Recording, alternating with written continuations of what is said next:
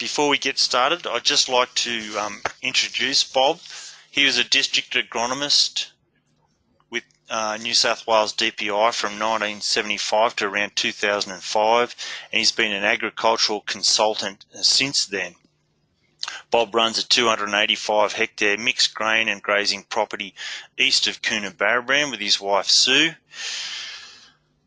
I'm sure you'll have all noticed that Bob has written the down-to-earth column for the land for the past 37 years, and that adds up to just shy of 2,000 articles, so pretty incredible achievement.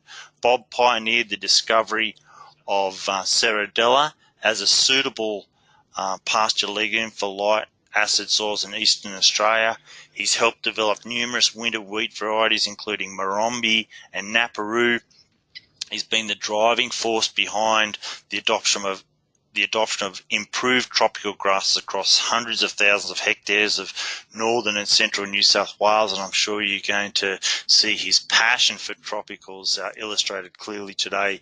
And look, for all that work, Bob was on the Queen's Birthday Honours list in June 2003, being awarded a Medal of the Order of Australia for his contribution to agriculture. So he's a legend and a guru, and I'm so pleased to have him with us today, and I am going to hand over to Bob right now. Okay, can you hear me? Yes, we can hear you, Bob. Okay, so the first photograph on screen, okay?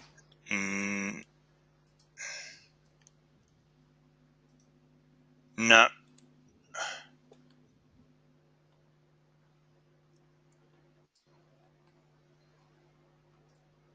I don't have your presentation yet.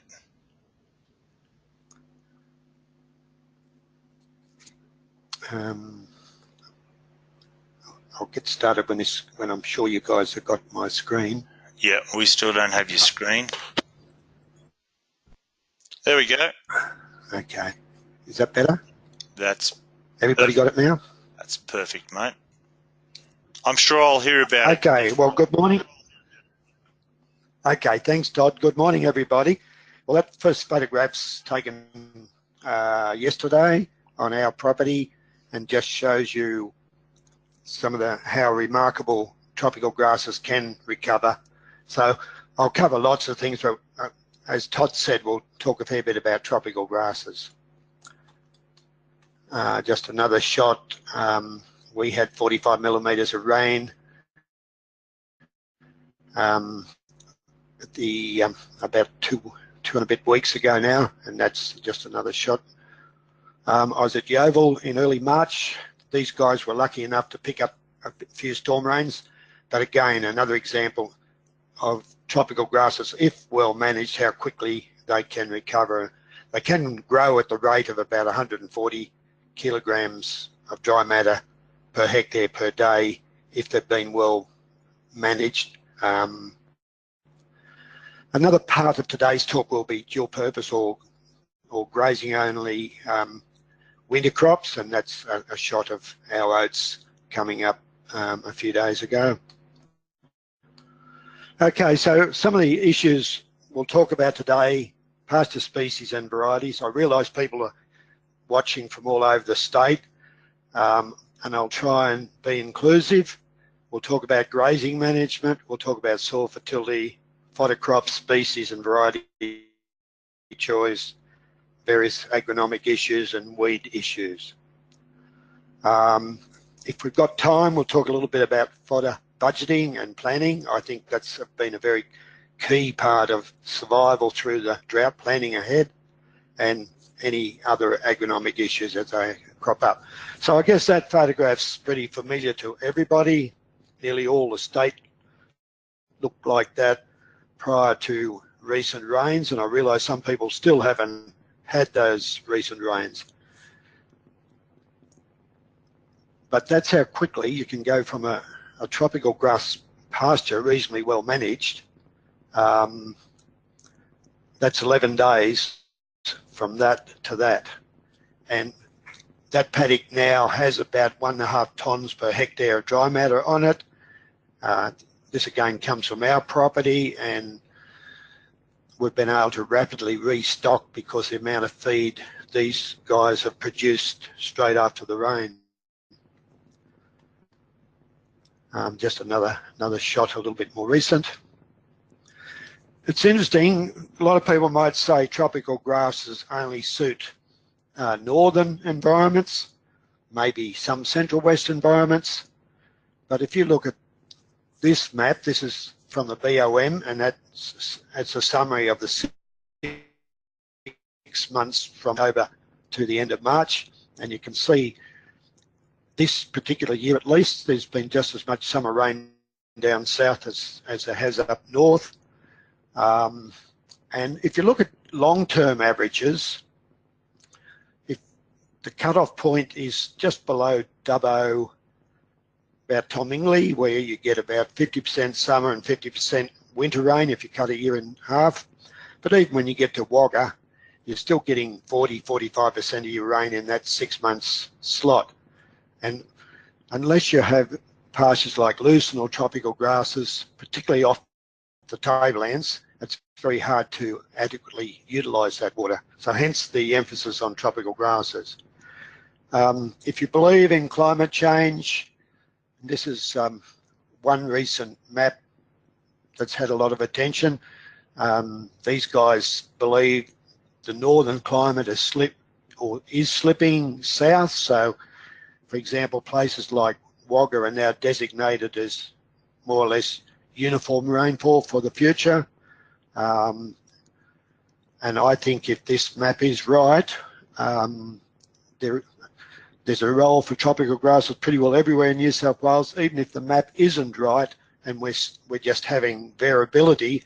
I'm a firm believer that tropical grasses are the things, are an option to use that summer rain far more effectively than is currently the case. So that's about it for pushing the logic of this right across the state. Now, this is just a recent shot from our pasture. You might just notice amongst the tropical grass plants there's a whole lot of winter legumes growing.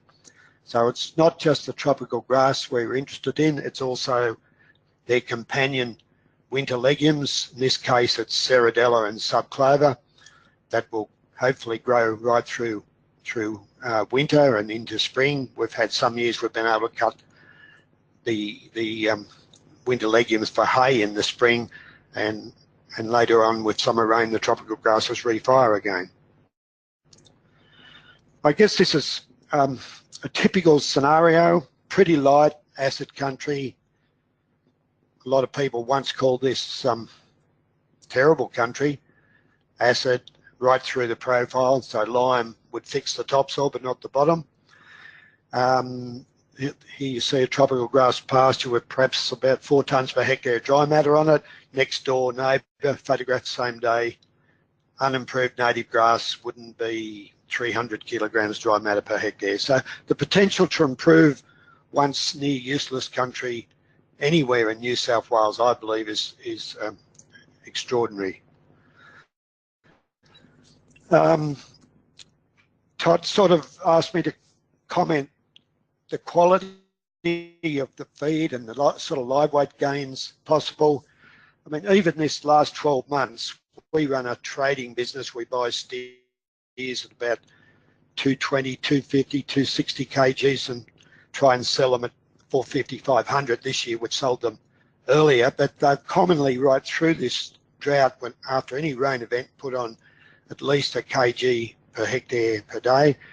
And as part of our drought management, we've sold animals a lot earlier.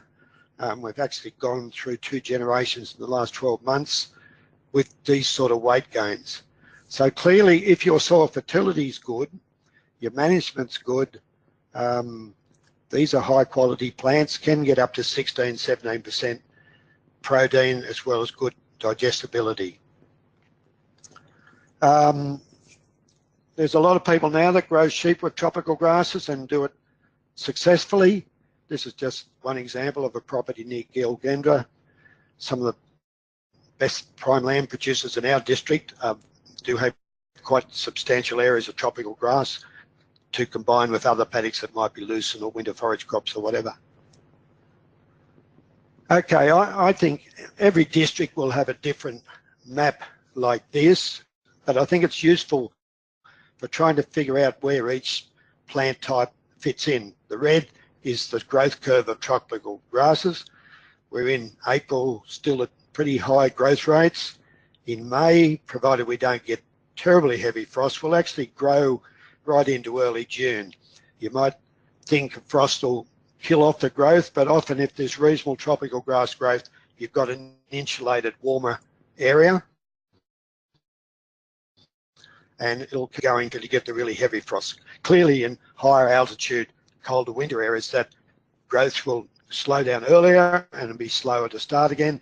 In warmer environments, actually we have lots of years where the tropical grasses never quite finish. So the role of winter forage crops, and there's enormous choices there, I've just used oats in this example, is to hopefully get it in fairly early on conserved moisture so we have reliable winter production to fill this gap here. Those that have lucerne, and I think lucerne remains an extremely valuable plant, it actually can be more productive than tropicals, but of course doesn't suit a lot of the lighter soils and does need regular replanting.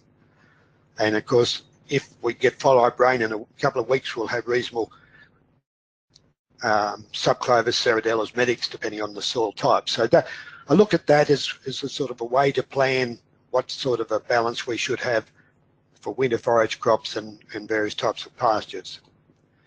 Now, how tough are tropical grasses? This is a photograph of a property between Condobolin and Cobar, about a 400 millimetre average rainfall, and they thrive in areas like this, so they are tough. Here's another shot northwest of Nyngan. Some of these pastures now are well over 10 years old. I guess this is a big difference between tropicals and say lucerne, or on the slopes even temperates. Reasonably well managed. We've got stands that are now up to 30 years old, and on our own property we've got stands 16, 17 years old, no sign of decline. And that of course goes back to your management as well as choosing the right species for your environment. This is an example of a heavy hard setting sodic soil. If you're going to grow wheat on this country, you need to apply gypsum every 5 years or so at about 5 tonnes per hectare. But if you can successfully establish it to a tropical grass that forms its own litter, good organic matter levels, and regular gypsum use is no longer necessary. Again, it's species, this is Bambatsi panic, so it's horses for courses, lighter country.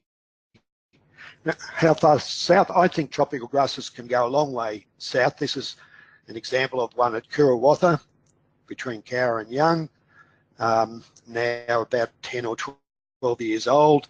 Fits in very well with this farmer, and I think there's no reason why Kurawatha should be the further south. At this point, tropicals can do well, I believe, much further south. I'm not against temperates at all, but I guess it's horses for courses and choose your environment. On the tablelands, high elevation areas, temperates like Phleris do actually grow through the summer, sometimes quite well.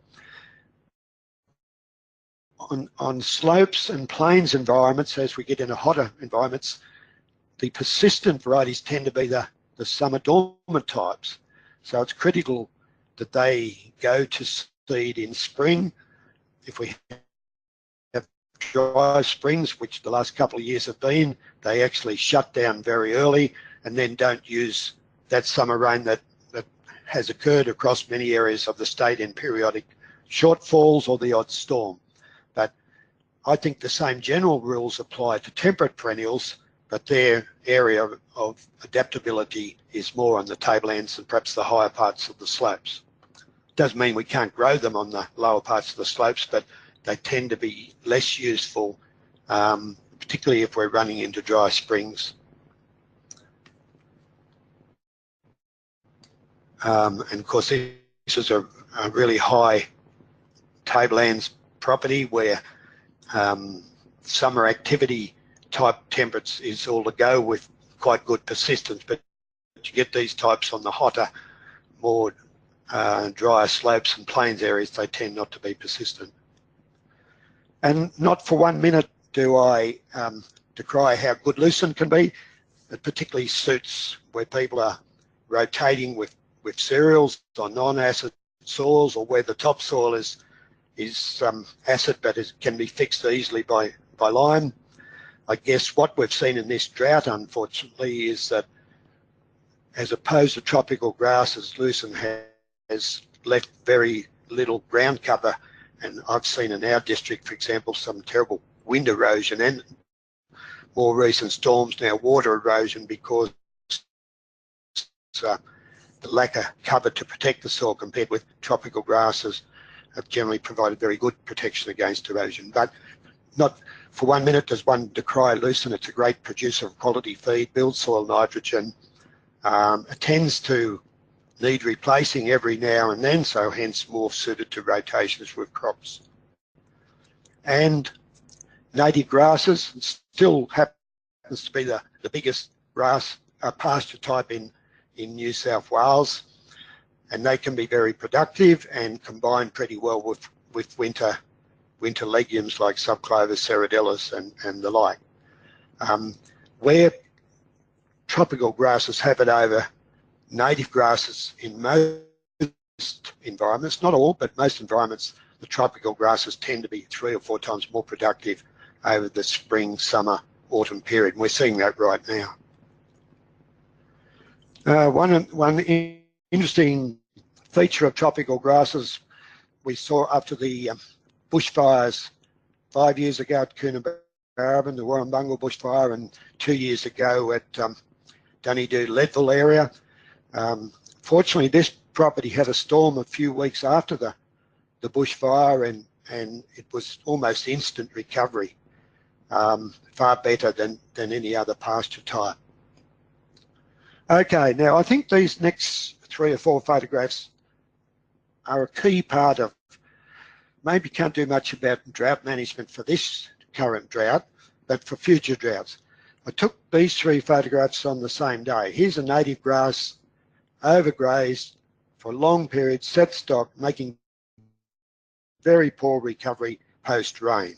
These photographs all taken nearby same rain events. Here's a native grass, same day, but quite good recovery from recent rain. And here's a tropical grass. So it's quite a comparison there. Tropical grasses will be poor recovering if you do the same as this native grass has been treated. Overstocking, grazing right to the ground, recovery is poor.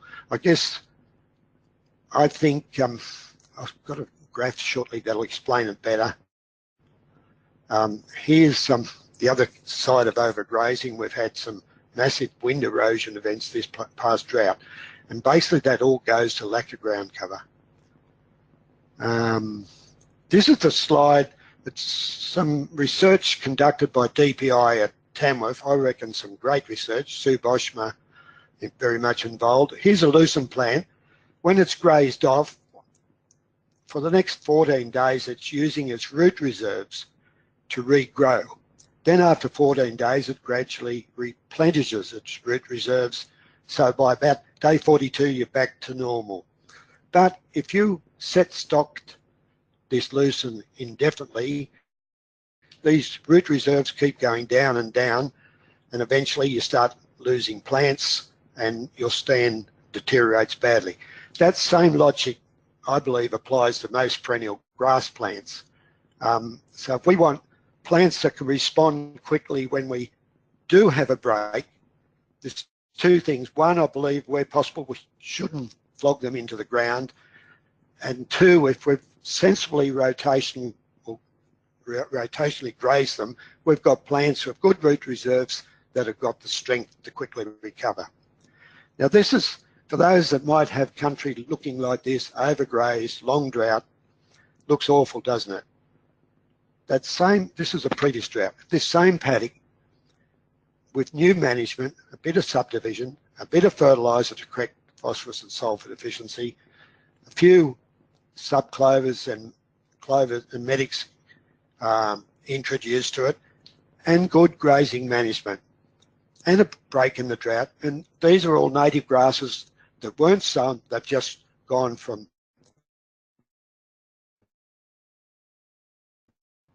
that to that will break and reimposing good management. So don't despair if your paddocks look like that. They can come back to that if you manage them sensibly. Managing them sensibly mainly means let them get away before you graze them, and then when you do graze them, don't flog them into the ground. I think that's a key factor in pasture recovery. Okay, and again, this is just another shot from our property. Light country, with not much rain, you get almost instant recovery of tropical grasses that have been reasonably well managed. Because there wasn't much rain, these pastures do hay off fairly quickly, but they're utilised well by cattle because it's like freeze drying. We've been putting on a kilo per hectare per beast on these sort of pastures even after they've dried off. Okay, this is an interesting shot. This is 6th of December 2018. A rain event. It was too dry to bother putting nitrogen on oats that winter, like the last winter. So we put it on our tropical grass ahead of a forecast rain event. This time the Bureau of Meteorology was correct, and that's what it looked like 6 days later after 40 millimetres of rain. So I think that's a perfect example of how responsive tropical grasses can be if they've been well managed, if their soil fertility is good. Now just a little bit about legumes. We won't go in great detail. There are dozens and dozens of winter legume varieties and species, and it is important to check what's the most appropriate for your particular environment. That depends on soil type, rainfall, elevation. For example, in this case, for some reason we thought a wet year is going to turn up sometime. So in early 2016, we top dressed gland clover into our Ceradella subclover pastures. Sure enough, 2016 was a wet year and there were waterlogged parts of paddocks like here. And gland clover is one species that hard seed ought to be able to hang around to the next wet year and hopefully thrive in these wetter areas. Here's a very acid deep soil piece of land.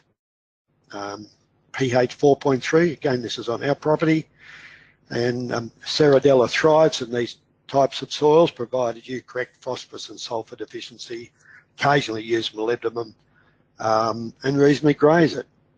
Here's Bicerula, again likes acid soil. These pasture types are very much aerial seeders, and so grazing management has to be a bit more careful than with subclover, because if you flog these in a series of dry springs, you won't get any seeds. That the plants just, the soil seed reserves gradually disappeared. But if you can manage it carefully, great quality, non-bloating, and 2016 was a bloating year. Fortunately, we had Ceradella and Bicerula pastures to put animals onto to avoid bloat problems. I guess this is a typical scenario. This is on a light soil property at Boggabri, but soil type is so variable. There's patches of high pH as well as very low pH. So this particular farmer sows a mixture of species, and they tend to sort themselves out well. Ceradella, rose clover, Bicerula, medics, and some environments. I think arrowleaf clover is probably an underrated species. We haven't seen it for a couple of years because it's late maturing and it's an aerial seeder, but a lot of that seed that sets there in a good year is hard seed, and there'll be viable seed of that 3, 4, 5 years down the track. Here's woolly pot vetch in a Bambatsi panic stand.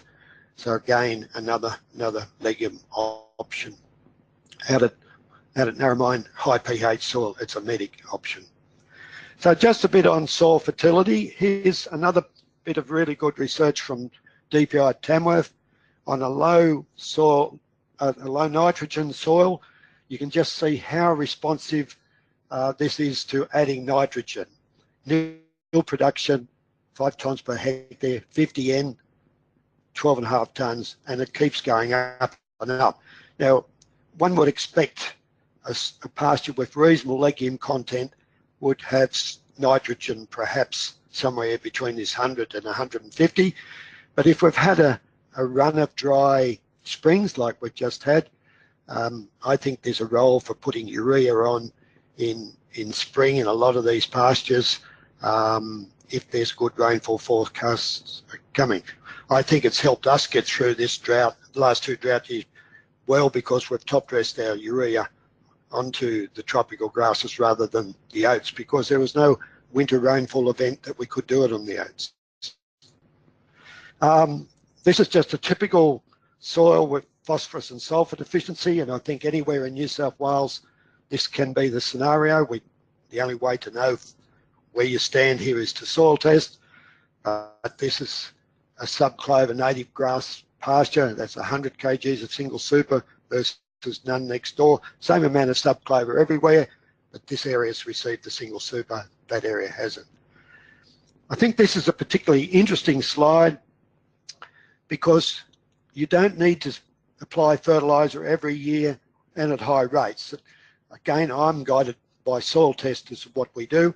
In the foreground here, no fertiliser has ever been applied. In the background, none has been applied for 15 years, but it's still very high in phosphorus and sulphur from fertiliser used 15 to 30 years ago. So again, how do you know that? The best way to find out is to soil test. And here's another case, side-by-side paddocks. Fertiliser, the right legume. No fertiliser, no right legume. It's chalk and cheese. No wonder this country used to be regarded as useless, but during the drought years, these dry years, often the lighter country has been the most valuable pasture country because it can actually respond to a low rainfall event during the drought, whereas heavy soils haven't. Just very briefly on soil health, biological activity, where we correct phosphorus and sulphur is generally always higher than where we don't. That's a whole another story. We haven't got time to go into that. Weeds will be an issue.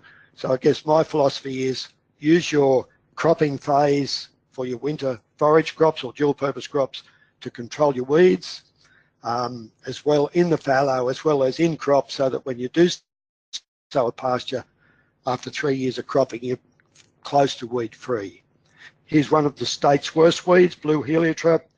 Basically we handle that the same. We grow crops for 3 years, kill out all these plants in the summer fallow with glyphosate, grow winter crops, and then sow it down to tropical grasses. This particular property had about 2,000 acres of blue heliotrope, gradually sown it all down to tropical grass, and this once worst weed is now no longer a major issue.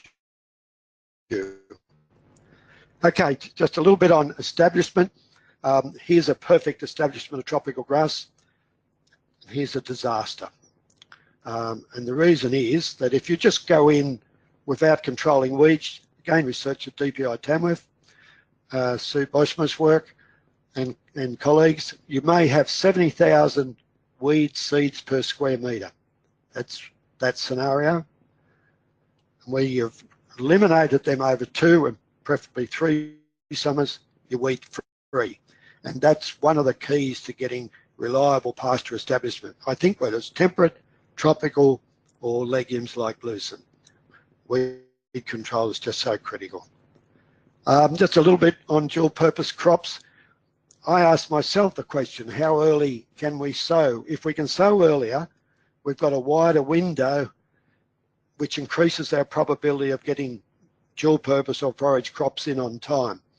here's a classic example last year of a farmer at Cooler sowing on the 4th of February, having an excellent, despite that being a drought and a heat wave year, good subsoil moisture. I tend to think, I'm not recommending you go too early, but there's some good anecdotal situations where sowing early with good subsoil moisture, a bit of stubble retention, you increase your reliability with perhaps some risk of winter forage crops. This is on our own property. We've come forward to at least the 21st of Feb, zero till.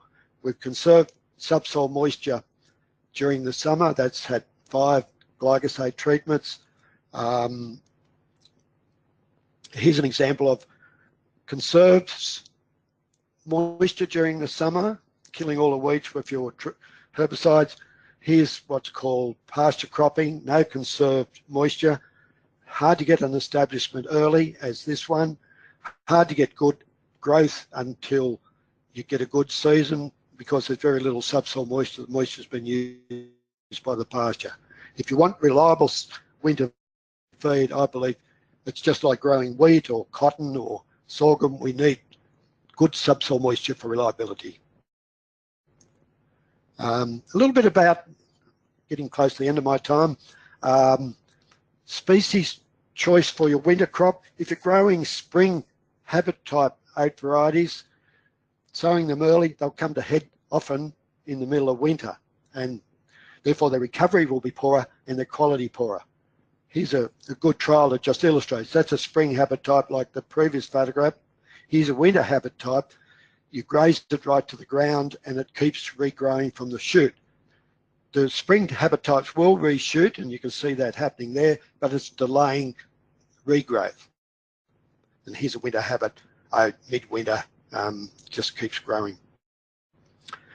Nitrogen on oats, most years I think, if we're trying to produce 4 or so tonnes per hectare of grazing, and then maybe 3 or 4 tonnes per hectare grain recovery, we want a fair bit of nitrogen. So again, soil tests are a good guide. Here's an example, no nitrogen applied in the foreground, in the background, 40 units of nitrogen. In this case, more than doubled feed. Just back to a few other miscellaneous issues. Here's tropical grass in a good year, cut for hay, makes excellent hay. Just like any hay, it depends on when you cut it and the soil fertility. In this case, really good quality hay. Water supply, I guess we've been just as embarrassed as I guess lots of other people have been. Our water supply, one of the things we've been able to do this drought is make our dams bigger and better for next year or next drought, hopefully not next year. And we'll put more effort into finding bores. But again, I think planning for the future. So this is really my final slide. This is so-called poor country. Now, in its natural state, pH about 4.3, all the way down the profile. Soil phosphorus levels 1 to 3 parts per million, sulfur about 1 to 2 parts per million, and once was regarded as useless. But the answer has been finding plants that tolerate acid soil. In this case, this is Premier Digit, and in wintertime, that's Ceradella and Bicerula, all very acid tolerant plants. If we want to clean this country up and grow forage crops for a few years, we'll grow acid tolerant triticale or oat varieties, and we'll feed it with phosphorus and sulfur and nitrogen. So we've actually got a system that makes this country, I believe, first-rate country. So that's just a few issues, ladies and gentlemen. I hope that's opened up some thoughts, and maybe we can address a couple of questions that have come through to Todd. Yeah, thanks so much, Bob. We do have a few questions here.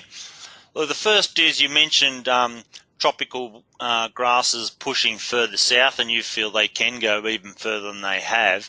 What about east? How do you feel about the tropical grasses pushing up in the eastern slopes and maybe even to the New England?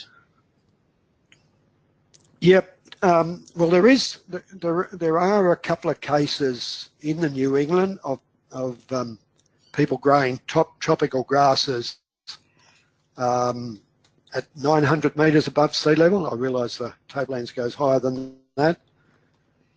If I come back to this here, I think what happens, Todd, is that this red line here, the tropical grasses start to shut down earlier and they'll start later.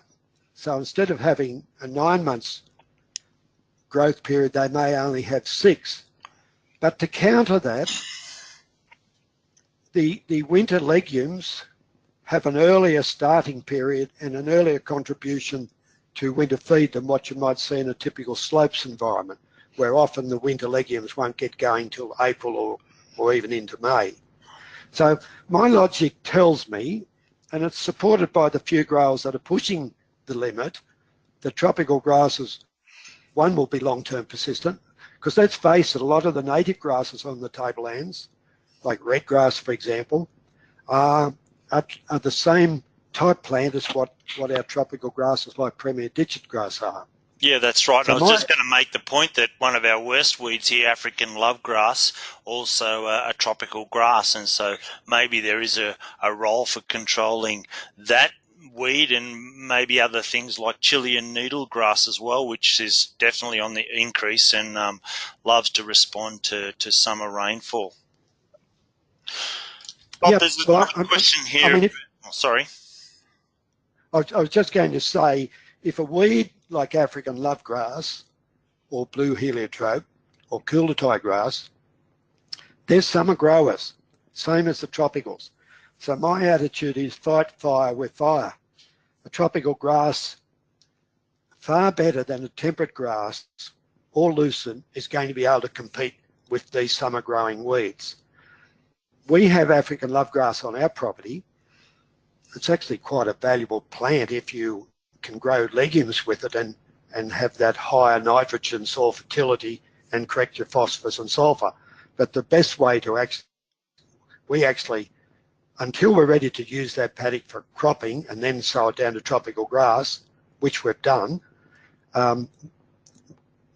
we'll utilise that grass the best we can, and then we go into our 3 years cropping to eliminate it. Then we sow it to tropical grasses, and it gives pretty effective control. Yeah, thanks, Bob. So and I think noticed Carol is is registered and listening, so it'd be great to hear Carol's thoughts maybe in an email, which I can share with the attendees later. Bob, there's another question here about animal health, and you showed a couple of slides where you had applied urea and then you'd had rain and you got this flush of growth from the tropical pastures. Now, can you get nitrate poisoning from tropicals? How common is it? And can you get other animal health issues such as staggers? And I know, most people would have heard of stock dying on kikuyu last year and again recently after rain and probably high nitrogen situations. Yeah, well, I don't think we can ever rule out the risk of nitrate poisoning in any grass species if we've got very high elevated nitrate levels, perhaps after a drought, perhaps after and the same thing happens in oats, high nitrate levels after fertiliser. I've never experienced it, Todd, and not aware of it happening, but I wouldn't rule out that it's not a possibility. So I guess the same rules we apply to oats or any other grass species, we just be a bit wary of putting stock on country where we've put fairly high rates of nitrogen, or even pastures recovering after a drought. For example, we've just purchased 160 steers last week, and they're straight onto tropical grasses. I think our risk is pretty low, but I could be an idiot and get caught. I guess one just has to be careful, just keep an eye on them. As for other toxicities, we know, you mentioned kikuyu, Ambatsi panic, we do know can be toxic, particularly to weaner. I think weaner sheep are regarded as the most vulnerable, but I have heard it on weaner cattle. After a seasonal break, and if you've only got Bambatsi panic, then it's about 3 to 5 inches, or say up to 10 centimetres high, Todd. It can be toxic. Yeah, there's a good, the DPI Ag Fact on Bambatsi panic covers it pretty well. I think one of the reasons we tend to, where possible, recommend Bambatsi be sown with another species. For example, on a medium soil type, you might sow it with Premier Digit. On a heavy soil type, you might sow it with Premier Digit, or maybe Mitchell grass if you're in the northwest. There's different species for different areas. Yeah, okay, that's great, Bob. Look, there's another point that someone has made, is that it's a lot easier for you to achieve variable stocking rates to to rest pastures compared to someone with a cow and calf operation. And I suppose that those producers must contemplate other strategies, whether that being selling down, maybe confinement feeding, conserving feed, some combination of all of those. But I think a critical part of your talk is that you really can't overgraze your pastures. Otherwise, all you're really doing is stealing from your recovery once it does rain. Well, that's correct. I mean, I think pasture budgeting is something we all should do a lot more. For example, if we can go a 20 hectare paddock, we estimate there's 1.5 tonnes per hectare dry matter available to cattle, so that's 30 tonne. Go through your property. We do this regularly, and then we're running so many stock that are eating 10 kgs a day, or maybe 20 if it's a cow and calf. And you can sort of roughly say, well, I think we've got 30 days feed ahead of us, or 50 or whatever, rather than just one morning we've run out of feed. At least you're telegraphing what's happening, and you can make plans, whether it's to wean and put the young calves in a mini feedlot, whether it's to sell down, whether it's whatever, Todd. I think knowing where we are gives us a far better option of better managing our pastures, as well as being prepared, rather than one day, crikey, those cows are poor, we've run out of feed, we've run out of money, we better send them to market and we get $95 a head for them. That's happened. I've seen that happen this year. And at the same time, there's other people selling off animals for $1,100 because they've projected what's happening and made sure if they've got to sell down, they've gone off in good order. Yeah, no, great advice, Bob. You've mentioned fertility quite a bit. What phosphorus and sulfur levels are you aiming for, at least in your part of the world, on a Colwell test, for example? Well, yeah, I mean, there are some charts. There was a seminar the other day, Incitec Pivot, one of the seed companies gave, and they had a very useful chart on that, which had different levels for different soils, depending on buffering capacity of your soil, that sort of thing. But in, say, this typical soil here, which is a typical light medium loam, pH about 4.9. I reckon a phosphate level for subclover and lucerne of about 30 plus parts per million Colwell. Some interesting research we're involved in with MLA and others, and DPI is very much part of this, and CSIRO is looking at species like Ceradella that are probably only need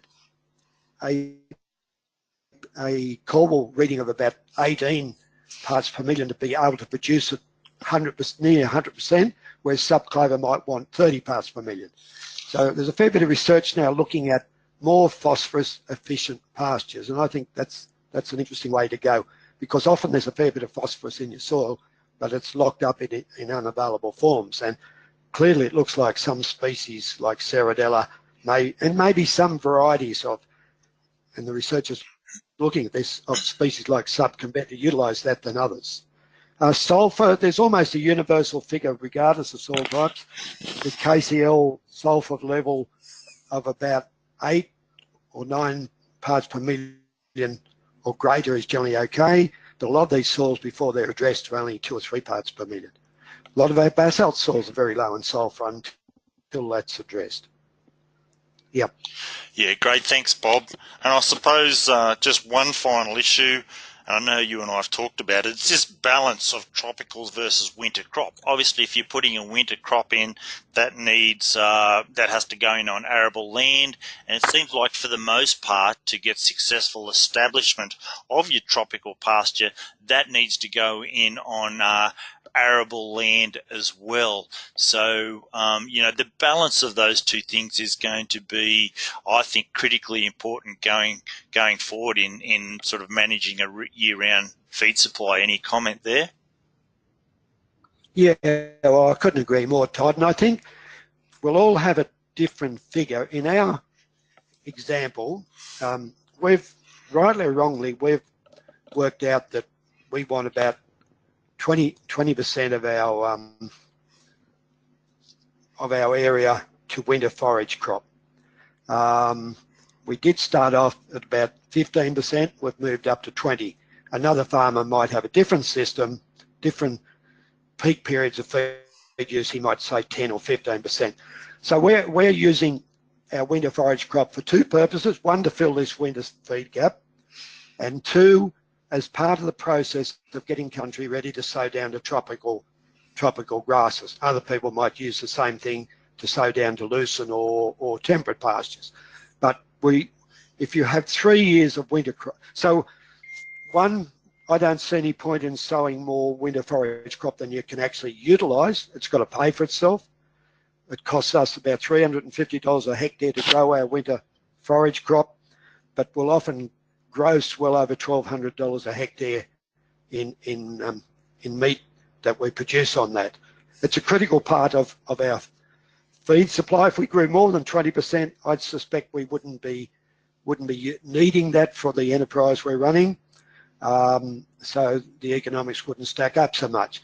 And as we sow a paddock down to tropical grass, after 3 years of oats or winter wheat, or some people might use a brassica in there, some might use some of the perennial rye with their oats, then we'll take another native grass pasture, get it ready in October onwards, conserve moisture over summer, and it'll become the oat paddock for the next 3 years' time. Look, thanks so much, Bob. Some great information there. Look, I think the best time to start planning for the next drought is right now, because the things that we learn in this drought, and it's not over for so many people, is while it's right fresh in our minds. So look, that's all we have time for, Bob. Thanks so much for joining us today, and thanks everyone for listening, and our recording will be available shortly.